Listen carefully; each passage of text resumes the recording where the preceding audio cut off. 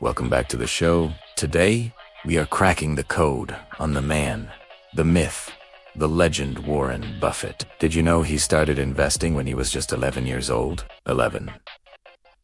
At that age, I was barely managing my lunch money, but that's exactly the point. It's not just about being smart, it's about time.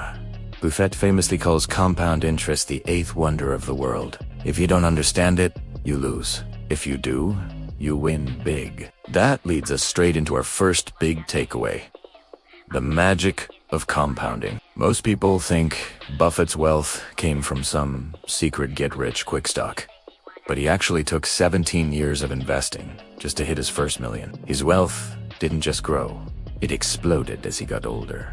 In his 50s, he had $370 million, but by his 60s, it hit $2 billion.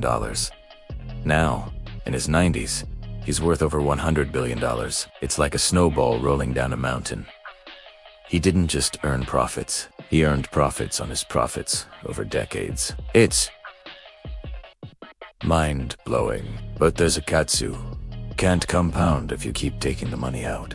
Our second point is the power of reinvestment. Did you see the 2024 shareholder letter? Berkshire Hathaway has paid exactly one cash dividend in its entire 60-year history back in 1967. Only one.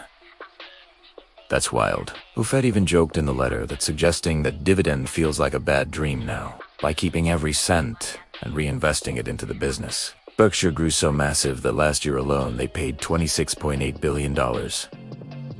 In corporate income tax, that's about 5% of all corporate taxes paid in the entire US. That is a staggering record. They went from a struggling textile mill to a company that could send the Treasury a $1 million check every 20 minutes all year long and still owe money at the end. But how does he pick where to put that money? That's our third and final golden nugget: the owner mentality.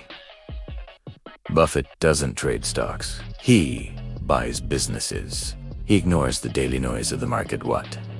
He calls Mr. Market's emotional roller coaster. Instead, he looks for a margin of safety, buying great companies for less than they are actually worth. He stays within his circle of competence, meaning he only invests in what he truly understands. He looks for franchise companies with products people actually need and no close substitutes. He's not a speculator.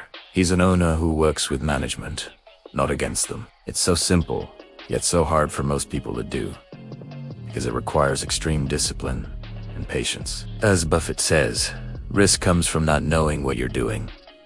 Thanks for watching. If you found this valuable, don't forget to like and subscribe for more content just like this. See you in the next one.